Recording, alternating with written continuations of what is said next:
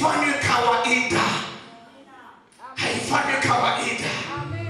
Haleluya, haleluya, haleluya, haleluya,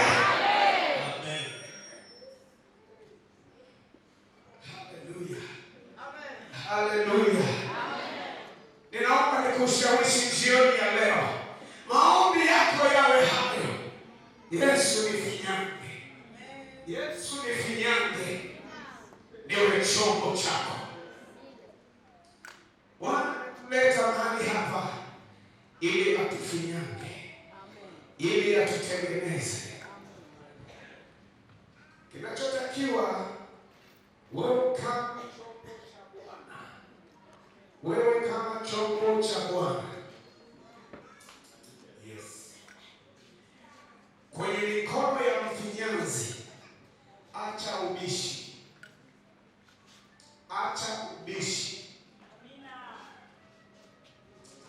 Usibishane, usishindane na mfinyanzi, usishindane na mfinyanzi,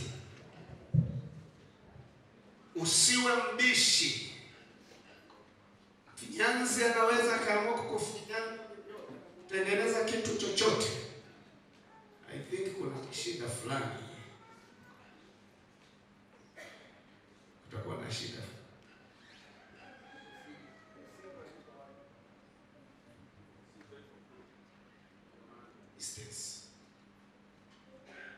Haleluya.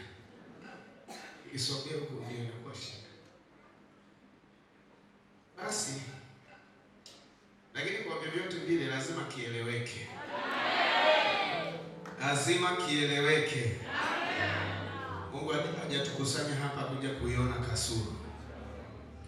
Na niwaambie kwamba kanisa sio mahali pa kuja kuandika notes tu za mafundisho. You don't come here to write notes. Hujaja hapa kuandika notes za mafundisho. Lakini kuna kitu kingine utatoka nacho. Yule anayenielewa, anza kufungua moyo wako. Hadi kongamano hili linaisha, tutakuwa na watu wa tofauti sana. Usije kanisani tu kuandika notes. Hakikisha yule uliyekuwa unaandika notes juu yake. Hicho ndicho tumekuja kukifanya hapa. Niwasalimu katika jina la Yesu. Nashukuru kwa maombi yenu, nimesafiri Arusha salama kabisa. Jina la Bwana libarikiwe. Pokeeni salamu kutoka familia yangu. Wangu na watoto wamewasalimia. Lakini pia mchungaji wangu pale ninaposali, mchungaji kiongozi ametuma salamu. Mzipokee katika jina la Yesu. Kama nilivyotambulishwa, naitwa Nestori Ihano. Nadhani askofu ameeleza majukumu nilionayo, lakini pia nitumie nafasi hii kushukuru uongozi wa jimbo kuanzia askofu pamoja na uongozi wa jimbo wa idara kunipa heshima hii ya kuwa mnenaji katika kongamano hili. Awabariki sana kwa kunipa heshima hii. Basi askofu ametuanzishia vizuri sana. Nataka nijikite leo, kwenye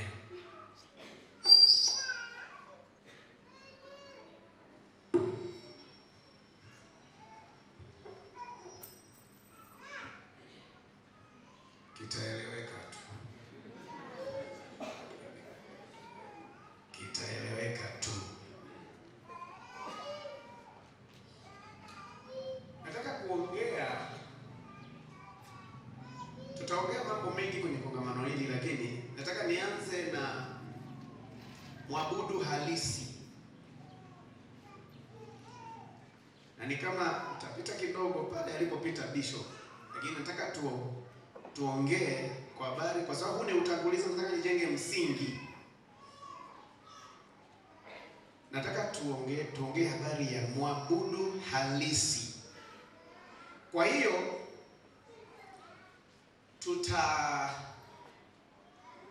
tutajaribu kuona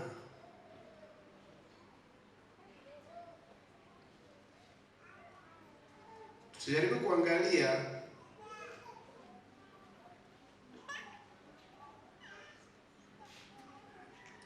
maana ya kuabudu ni nini. Nimeeleza kidogo kwenye hiki kitabu.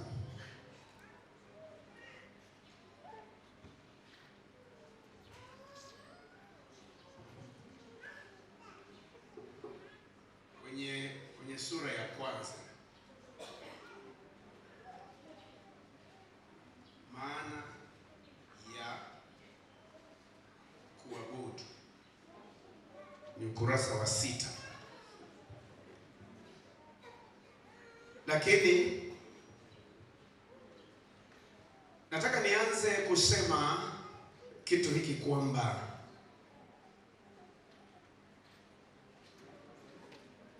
swala la kuabudu au kumsifu Mungu kwa kawaida, washirika wote tungekuwepo hapa kujifunza, kwa sababu kila mmoja ni jukumu lake.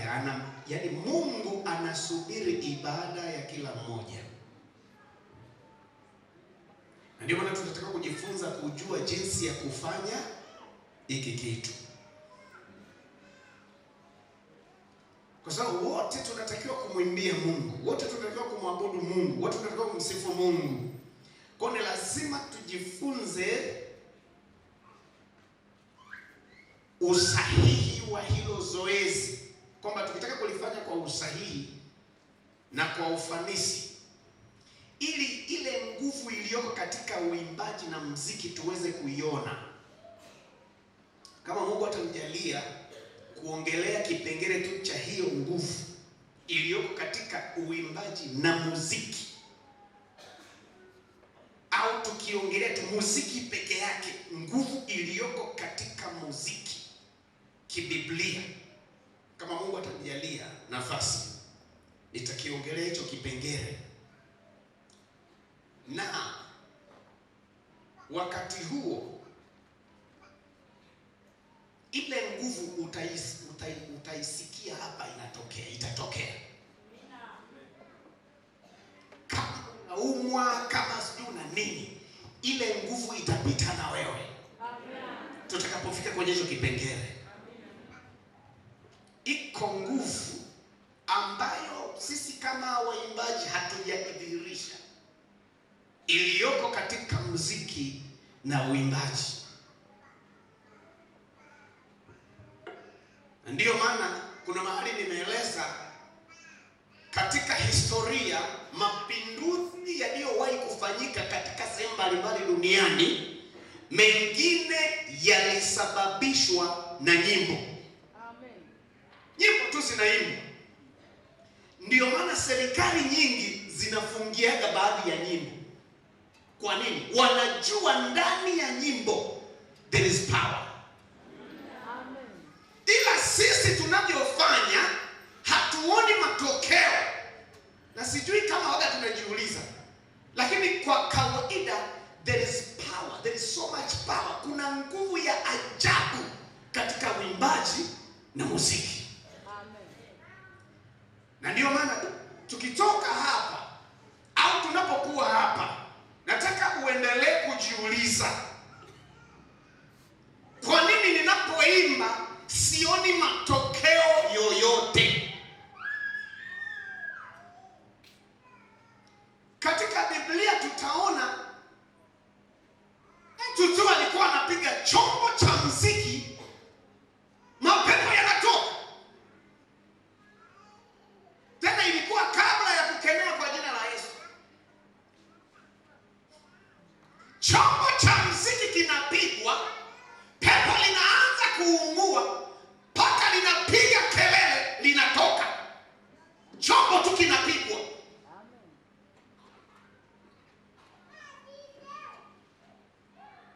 vyombo vya muziki tunaweza tukatoa hata unabii. Chombo cha muziki kimebeba unabii. Lakini hayo yote kwa nini hatuyaoni? Mungu akitupa nafasi na neema, tutajaribu kuyaongea haya.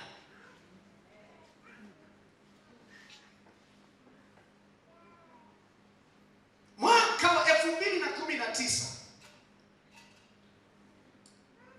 nilipokuwa katika maombi, Mungu alinisemesha kitu, akasema amekusudia kutumia waimbaji kuleta uamsho ndani ya kanisa.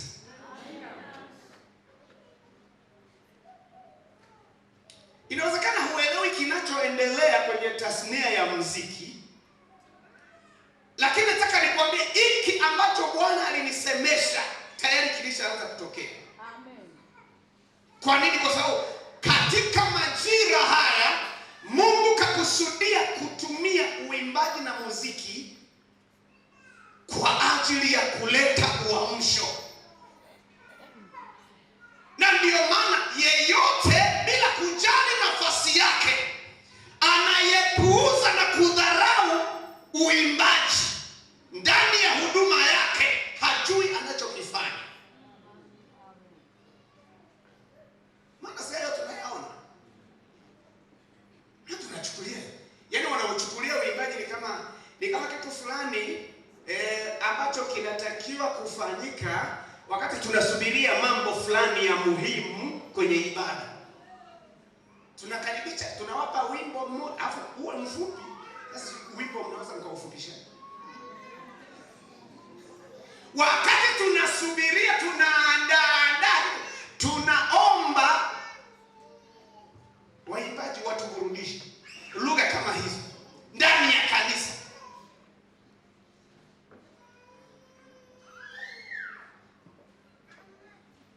Iko nguvu ambayo inajificha katika uimbaji na muziki. Na kitu ambacho nataka leo niongelee, kama ambavyo nimesema, nataka tuongee habari ya mwabudu halisi.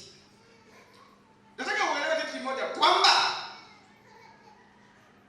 uimbaji kwa muktadha wa Biblia ni jambo linalohusisha kumsifu Mungu na kumwabudu. Ni kumsifu Mungu na kumwabudu peke yake. Najua kwa wale ambao mmesoma historia kidogo, mtakubaliana na mimi kwamba praise and worship team ndiyo Biblia inaitambua. Praise and worship team ndiyo kibiblia.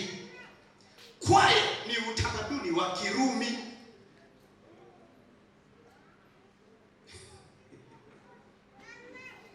Sasa si nikaanzisha mdadabu hapa. Lakini ukweli ndio huu.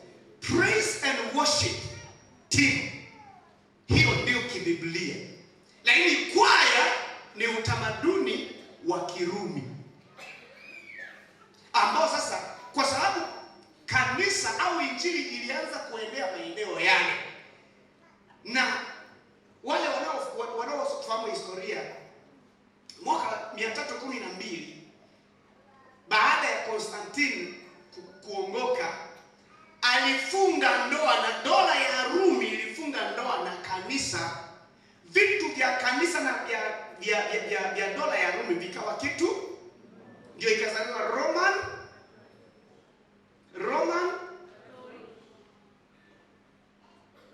Kwa hiyo sasa kuna vitu vya Kirumi vikaingizwa ndani ya kanisa, ikiwemo kwaya.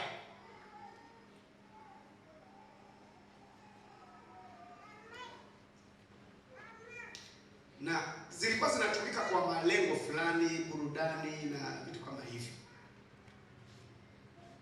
Sasa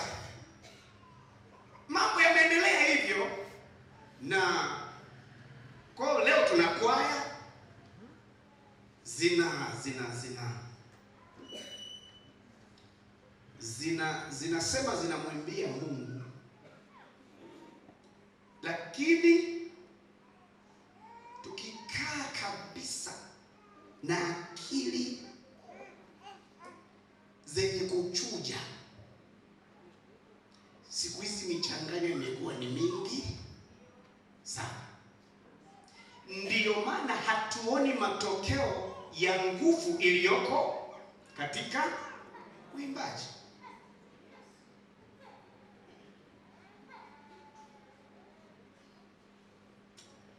Sasa Mungu nisaidie niende kwenye kueleza mwabudu halisi, kwa sababu nikianza kuelezea changamoto zilizoko kwenye huduma ya uimbaji itatuchukua muda.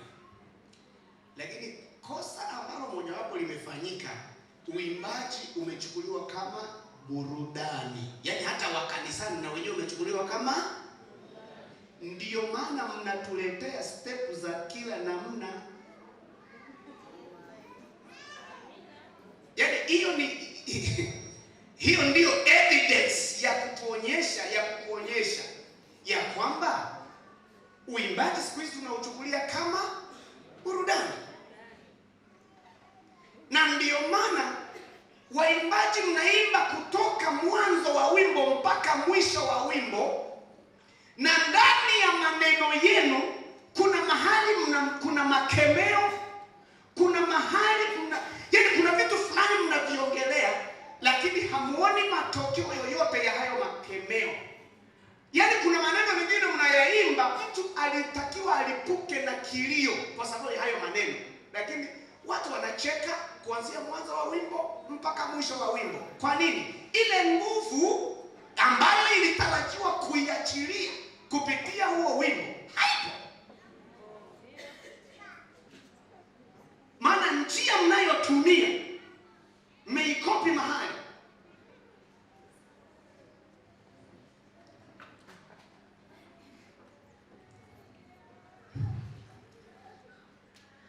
Nani kwenye kitabu kitakachofuata hiki ndio nitaielezea, nitaifafanua vizuri zaidi changamoto. Iko hivi, siku hizi tunaimba nyimbo za Babeli madhabahuni badala ya kuimba nyimbo za Sayuni au nyimbo za Daudi. Tunaimba nyimbo za Babeli madhabahuni badala ya kuimba nyimbo za. Mnakumbuka kando ya mito tulipoketi? Mnakumbuka hiyo Zaburi? Wale waliotuteka wakatuambia tuimbieni basi nyimbo za Sayuni. Kumbe kuna nyimbo za Sayuni. Lakini sisi tumeleta nyimbo za Babeli badala ya kuimba nyimbo za Sayuni. Kwa hiyo ndio maana yale matokeo ambayo yalitarajiwa hatuyaona. Namshukuru Mungu kwa sababu nimepata hii nafasi. Amina.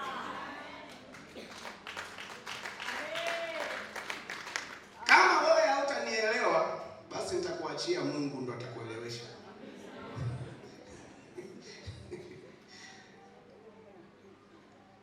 Lakini mimi nakumbuka Bishop amesema enzi zao walikuwa wanaimba wamenyoka hivi. Hata mimi simaanishi kwamba turudi huko, lakini ninachokitafuta pale, ndio maana inafika mahali mtu anasoma Biblia alafu analinganisha na uhalisia, anafika mahali anaona neno la Mungu ni uongo, kwa sababu halioni kwenye uhalisia, na halioni kwa sababu ya sisi tunaodai ndio tunalijua. Maana hatudhihirishi vile ambavyo vimeongelewa. Ndio maana Mahatma Gandhi aliwahi kusema analikubali sana neno la Mungu na analipenda sana neno la Mungu, lakini wenye hilo neno la Mungu ndio wanamchanganya.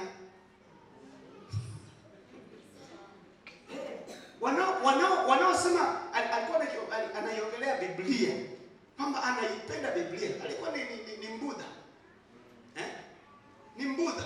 Anasema neno la Mungu nikilisoma liko very clean, liko safi. Ila sasa wanaokuwa wameibeba mimi siwaelewi. Kwa nini? Neno la Mungu lisipothibitishwa kwa vitendo kwenye maisha, ndio hapo tunawachanganya wanaotusikiliza. Nilikuwa nasema enzi zetu tulikuwa tukisimama kuimba.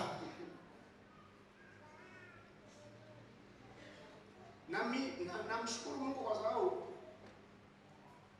tangia enzi hizo mpaka sasa hivi mimi nikisimama kuimba lazima nipaache mahali pale pamebadilika. Amen. Kwa hiyo siongelee enzi zile tu, mpaka hata sasa. Amen. Mlikuwa mnaweza mkasimama kuimba, kabla hamjaumaliza wimbo wote mmeshajazwa Roho Mtakatifu, wimbo unageuka kuwa maombi. Hili leo mnacheza mwanzo, mnacheza step mwanzo mpaka mwisho wa wimbo. Hatusikii hata harufu ya Roho Mtakatifu. Na humu nimeeleza siku hizi kwaya zinashusha jasho zaidi kuliko kushusha nguvu za Mungu.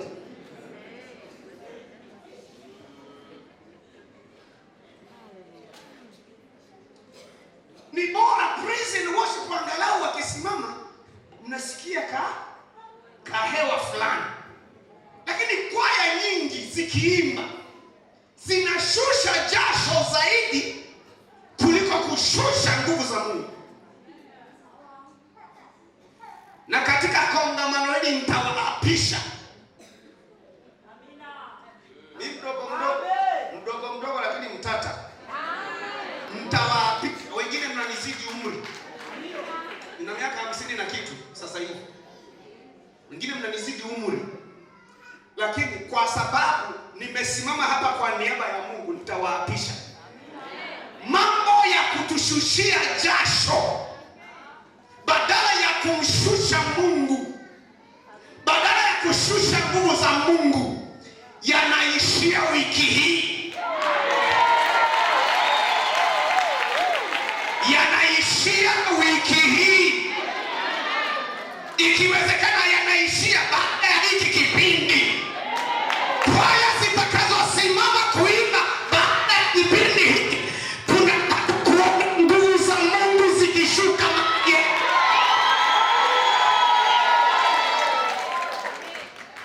Hapa tumekuja kukutana na Mungu. Hatujaja kuona sare zenu, hatujaja kuona ni warefu kiasi gani. Tumekuja kukutana na Mungu. Mioyo yetu ina Mungu. Huyo ndiye mtukutanishe na.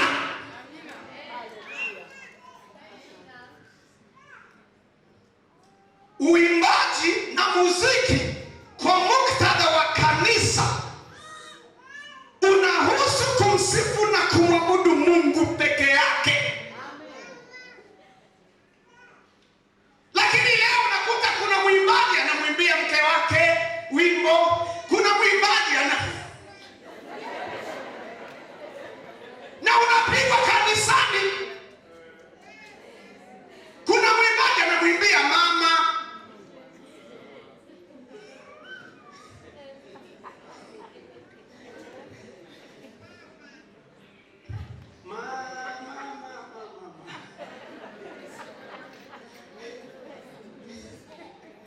Simnazifahamu?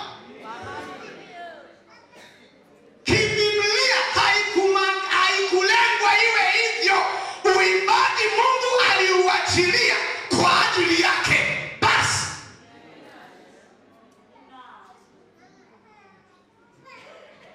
Ila baada ya kupokea utamaduni wa Kirumi, ndio huko tumejikuta tumepotelea huko. Hicho ndicho nataka tuelewe. Uimbaji lengo lake na nia ya Mungu alipokuwa anaanzisha hiki kitu kwa ajili ya yeye asifiwe na kuabudiwa basi. Ndio maana nimeeleza kwenye hiki kitabu kusema katika huduma zote tunazozijua, uinjilisti, utume, unabii, uimbaji ndiyo huduma kongwe kuliko zote. Na huduma hizi zingine zitakoma, lakini ya uimbaji milele na milele. Maana hiyo ndio Mungu kaiumba kwa ajili yake. In fact, Mungu ana survive na utukufu wake. Tukija kuongeza na za kwetu zinazotoka hapa sasa, akisikia na sisi akisikia na sisi tunaunganisha hizo sifa na za wazee 24 na malaika wanaoimba kule mbinguni. Anasema this is good, hii ni njema. Ndio unashangaa anaporomoka hata kutoka huko mbinguni, anashuka pale tulipo, anaanza kuuliza kuna nini hapa, kuna changamoto gani hapa? Na Mungu akishuka mahali ulipo, kama kulikuwa na ugonjwa, kama kulikuwa na changamoto, anakuwa umefunguliwa hakika kabisa. Hakuna changamoto au tatizo linaloweza likasimama mbele za Mungu aliye hai. Kwa uimbaji uliumbwa na Mungu kwa ajili yake peke yake.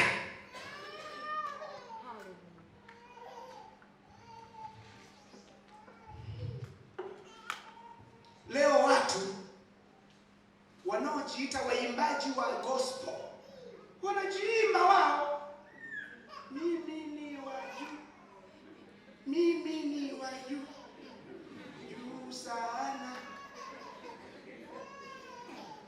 Nani anasifiwa pale? Si ndio yeye anasifiwa?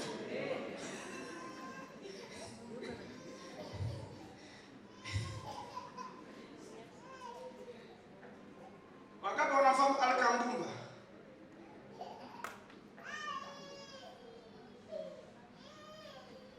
mwimbaji wa Kongo, mlishaisikia hii kitu? Niko chuma ya machongo chongo, tena niko moto ya kuteketeza bulozi wa jamaa.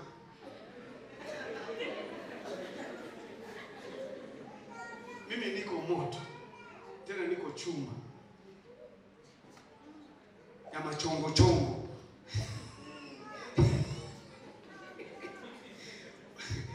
Anasema ukijaribu kupima utabakia vipande. Majigambo, yana anajigamba. Wengine mpaka wanafanya mizaha siku hizi. Hala mbinguni, nataka gari. Unayaimba hayo makataka kwenye ibada.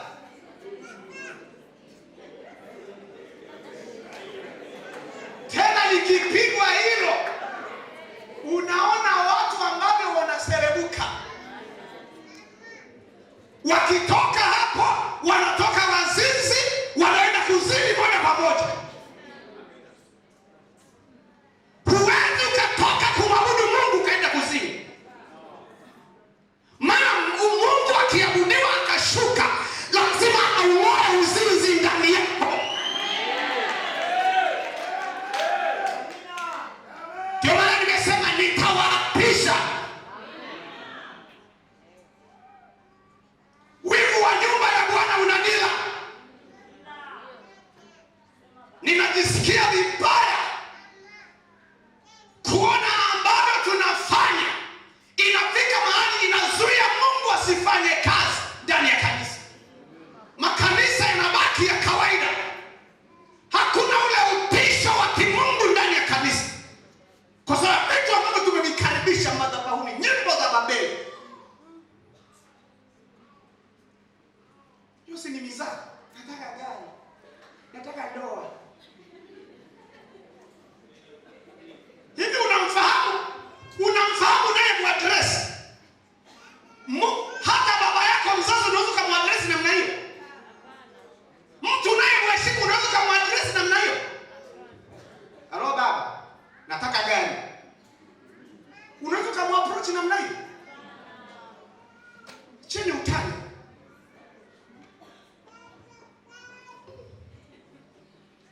tumejipa kampeni ya kutokomeza nyimbo za Babeli madhabahuni na kurejesha nyimbo za Sayuni.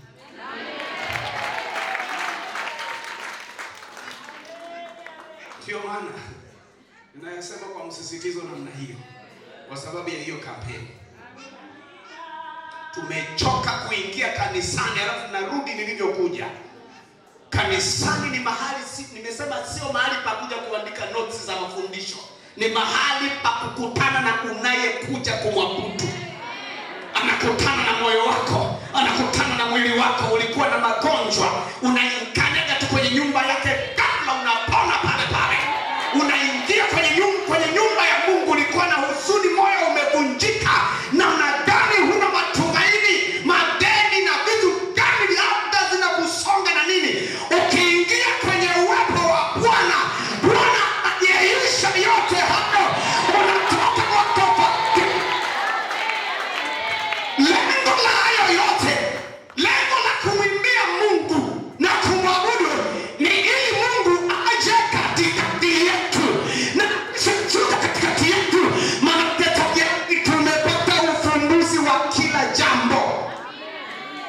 Na hicho inatakiwa iwe our focus. Hilo ndio linatakiwa liwe lengo. Mimi huwa nawauliza,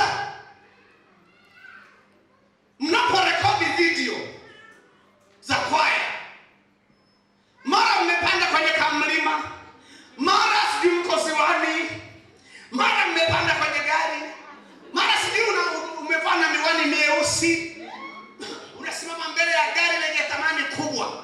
Swali, hivyo vitu vitanisaidiaje mimi nianze kumtafakari Mungu mpaka Mungu ashuke na nisikie kukutana na yeye wakati huo? Ninapotazama hiyo miwani yako mieusi na hilo gari ulilosimama mbele yake, itanisaidiaje?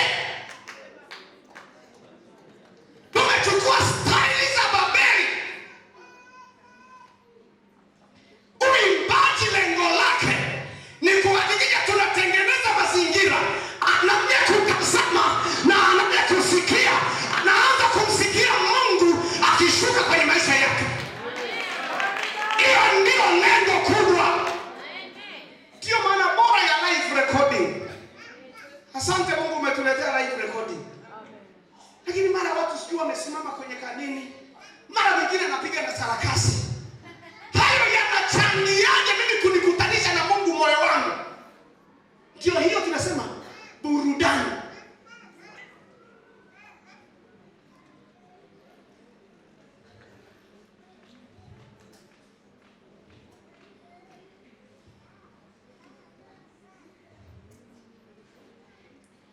Ni muhimu tuelewe maana ya maneno haya mawili ili kuondoa mkanganyiko uliopo leo kuhusu kusifu na kuabudu. Kusifu na kuabudu, maana ya kusifu, tukianza na kusifu. Of course nafahamu katika nyimbo za kwaya kuna zingine ni za kiinjilisti kwa ajili ya kuhubiri injili. Kuna zingine ni zinalenga kufundisha kitu fulani. Lakini sasa leo kinachoendelea, mnaimba mpaka nyimbo za mipasho. Mipasho gospel.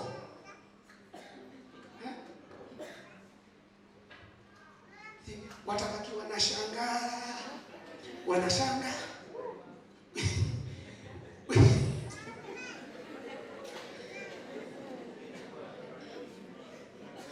Mekalia misumari na mizaa ya shetani, eti shetani na mama mkwe.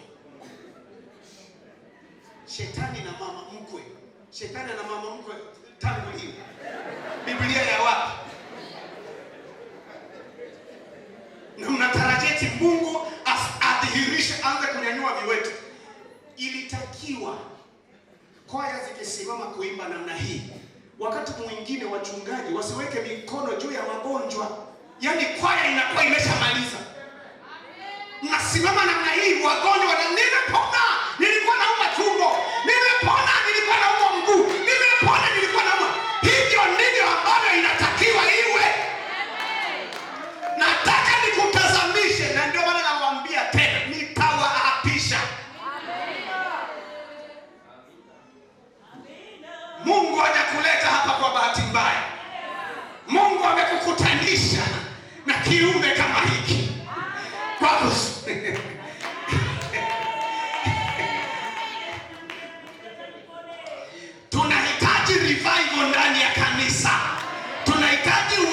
mwisho.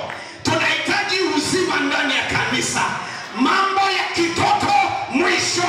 Tumeshakuwa watu wazima, hakuna tena kufanya mambo ya kitoto. Lazima tufanye mambo kama watu wazima. Kama neno la Mungu linasema, tukisimama kuimba upako wa Roho Mtakatifu na shuka, tunataka kama watu wazima tuweze kupima ya kwamba kweli upako umeshuka. Na tusipoona, lazima tuketi chini. Kwa nini haijatokea? Tutafakari. Kusifu maana yake ni kueleza uzuri au uwezo wa hicho kitu unachokisifia. Kwa hiyo tunapomsifu Mungu, manake tunaeleza hali ya uzuri wa Mungu. Wewe ni mwema, umwema, wewe ni mwema. Huo wimbo hata usipocheza step, lazima utasikia kuguswa. Kwani nyimbo zote lazima tucheze step?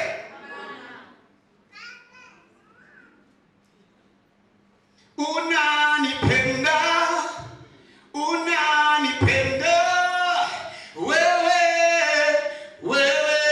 ni mwema. Unasikia hata ndani ya moyo kunaanza mabadiliko fulani kutokea. Ni shetani na mama mko yake wanalia. Unasikia nini sasa?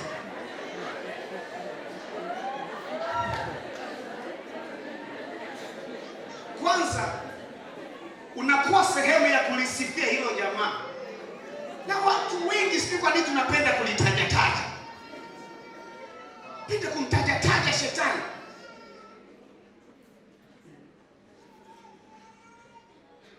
Kwa ni kueleza uzuri wa Mungu na matendo yake makuu na jinsi alivyomuweza. Kono wako ni mkuu sana. Mungu haujafa, unaishi. Miungu mingine imetengenezwa na wanadamu na haina uhai, lakini wewe unaishi. Yaani walioitengeneza ndio wanaiabudu, lakini wa kwetu hana mwanzo wala hana mwisho. Hajawahi kuumbwa wala hakitatokea kuumbwa. Huyo ndiye akatuumba sisi ili tumwabudu. Mkono wako ni mkuu sana Baba Mungu, unaishi. Unaeleza, tunawakaribisha waabudu. Aya, sikiliza wimbo sasa unaokuja. Na nyimbo mbona zinakimbia? Amenishusha, amenishusha, amenishusha. Sasa mnaishia kuruka. Tutameremeta, tufanane. Ni nani anasifiwa hapa? Si mnaimbia na nyinyi? Alafu nyinyi eti kwa sababu binti ni haraka haraka kwenye akili mnasema hapa tunamsifu Mungu. Kaupo. Oh yeah.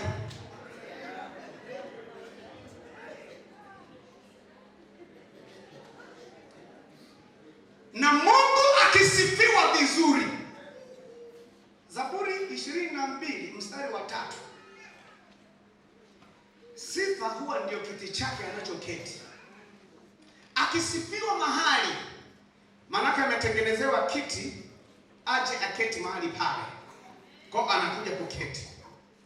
Akija tu kuketi, ndio kuabudu kunafuata. Unaona hiyo kanuni ilivyo? Kwa ya kwanza inaanza kumsifu. Ile inamvuta, anakuja kuketi pale. Akisha kuja kuketi kwenye sifa ulizozitengeneza, na ndio maana napenda kuimba nyimbo za kumsifu Mungu. Mama, unapika jikoni, unasonga ugali wako, wewe ni mfalme, wewe mfalme. Kuna siku ukiendelea kufanya hicho kitu, wakati unasonga ugali namna hii, Roho Mtakatifu anasema chelewa, naona ni kama nachelewa, chuka juu yako jikoni. Maana kuna harufu anisikia, mbona kuna harufu nzuri inatokea hapa, atashuka pale. Penda kuimba nyimbo za kumsifu Mungu. Akishashuka kwenye sifa, Zaburi 22 mstari wa 3, akishashuka kwenye sifa ndipo kuabudu kunafuata.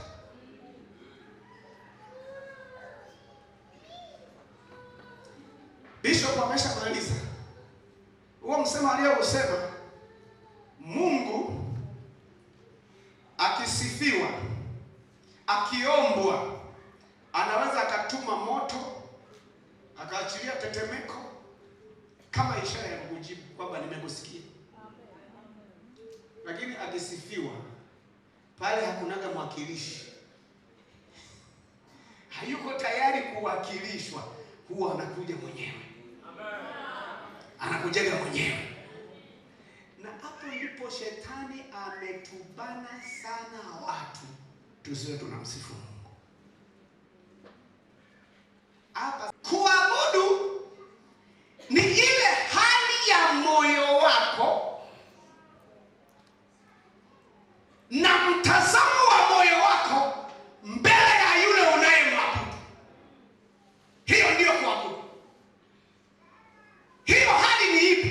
Ile kumtambua ya kwamba yeye ni mfalme na yeye ni Bwana. Ndani ya moyo wako, hali ya kutambua, kumtambua Mungu kama mfalme na Bwana. Ukisoma Zaburi 95,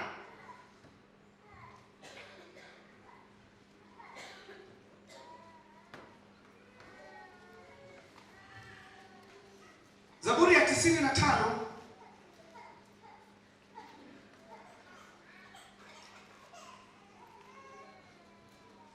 mstari wa 6, nasema njoni, mstari wa 6, njoni tuabudu, tusujudu. Kwa hiyo cha kwanza ni kuabudu kwanza. Njoni tuabudu, tusujudu. Ukisha abudu ndio itafuata na kusujudu. Tupige magoti mbele za Bwana aliyetuumba. Kwa kinachoanza kwanza ni hali ya moyo wako ya kutambua ya kwamba huyu niliyeko mbele yake ni mfalme. Hivi wewe ukiitwa na mkuu wa mkoa au wa wilaya, tusiende mbali sana hiki mpaka kwa rais, hapa tu Kasulu, ukapigiwa simu, hello, mimi ni personal assistant wa mkuu wa wilaya ya Kasulu, unatakiwa kesho saa 4 uje uonane na mkuu wa wilaya. Utaendaje ndani ya moyo wako mbele ya mkuu wa wilaya? Maandalizi utakayoyafanya. Sasa hiyo ndio huwa tunatakiwa tuifanye kwa Mungu. Tunaposema tuko mbele za Mungu, ndio unatakiwa uwe na hiyo hali. Na hiyo hali huwa inatokea, na muda wangu unaniishia sasa.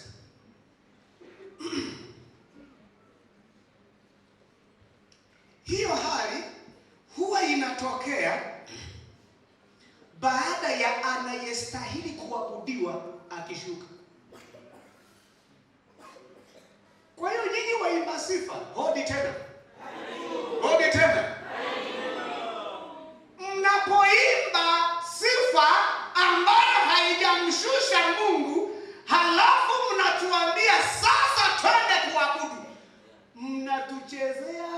maigizo. Mtaabudu nini? Kama hayupo mtaabudu nini? Mtaabudu kitu gani? Kwa sababu nimesema kuabudu sio kuimba. Kuabudu ni matokeo au ni kisaidizi cha kukusaidia uweze kuabudu. Na labda ngoja niwape kwa maandiko. Yaani kuabudu hata kabla ya kuanza kuimba watu walikuwa wanaabudu.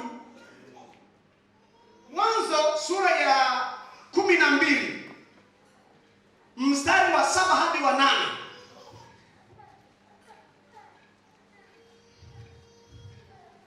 Ibrahimu alijenga madhabahu.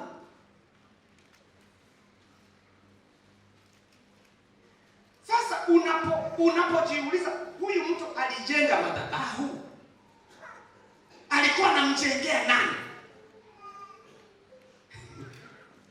Alijenga madhabahu kwa Bwana na kuliitia jina la Bwana. Mstari wa 7 na 8.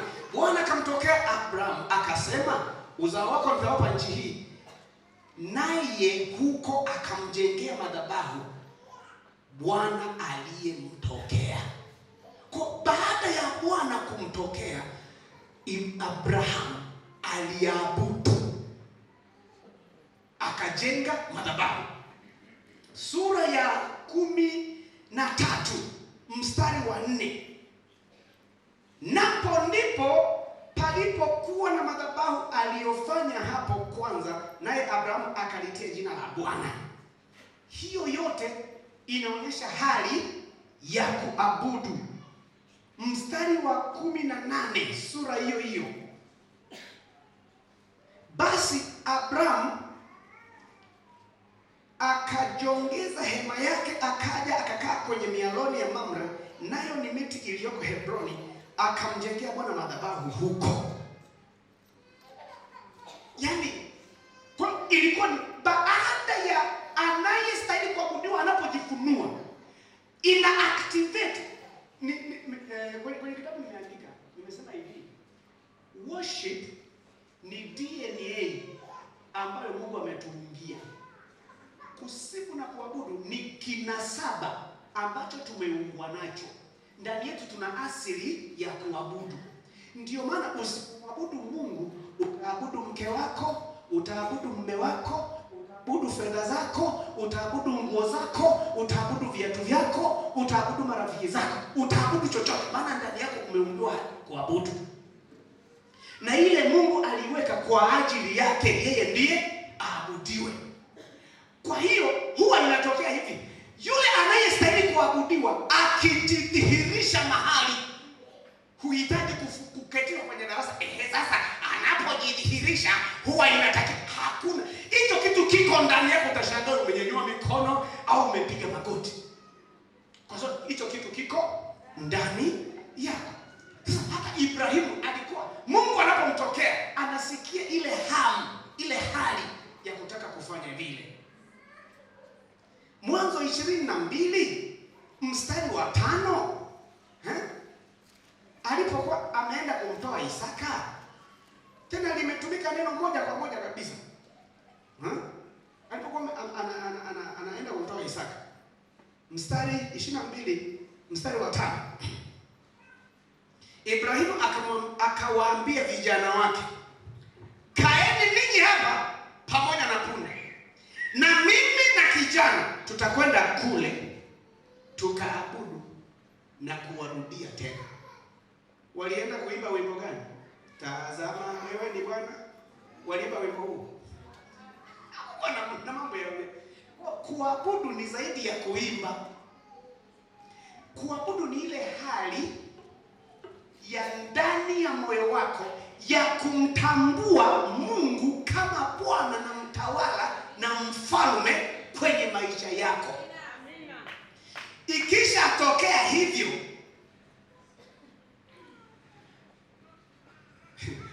unaweza kusoma pia mstari wa 17. Mstari wa 17. No, ni Mwanzo 17 mstari wa kwanza hadi wa 3 na mstari wa 17. Kwa sababu ya muda naomba nisisome hiyo mistari. Kwa hiyo iko hivi,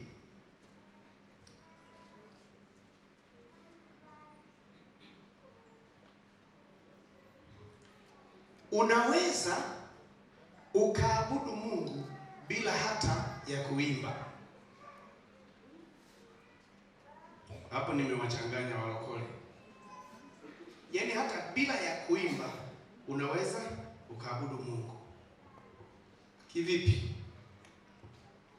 Ukifika mahali ukaanza kumtafakari Mungu, alafu ile hali ya kutambua ukuu wake na uweza wake ikakushika kwenye moyo wako, ndio tutashangaa machozi yanaanza kutiririka na hauimbe wimbo wowote. Sasa Mungu anawatafuta watu wa namna hiyo wa maabudu. Mungu anawatafuta. Swala la ibada swala la kumwabudu Mungu linahusisha sana hali ya moyo wako. Moyo wako una nini ndani yake? Kama moyo wako ni sahihi, una mtazamo sahihi, umebeba mambo sahihi, inakuwa rahisi. Ndio maana watamwabudu Baba katika roho na kweli. Maana katika roho na kweli maana yake, katika roho na kweli maana yake ni kwa mujibu wa neno linavyosema, iweni watakatifu maana mimi ni mtakatifu. Kwa hiyo utamwabudu Mungu, utaonyesha ile hali ya kumheshimu na kumwadhimisha kwa kulingana na ufahamu ulionao neno la Mungu linasemaje unapoenda mbele za Mungu.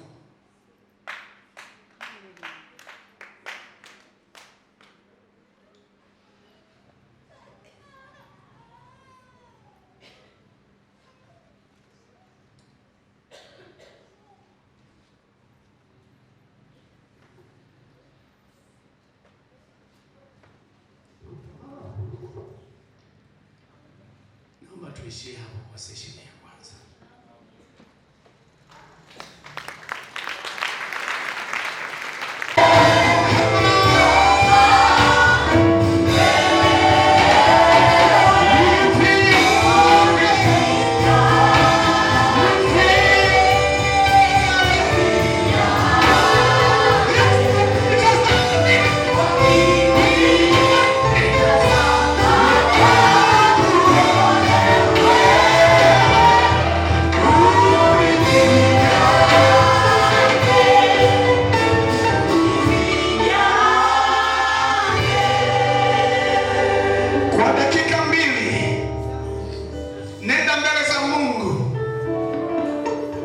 Mwambie Bwana nifinyange.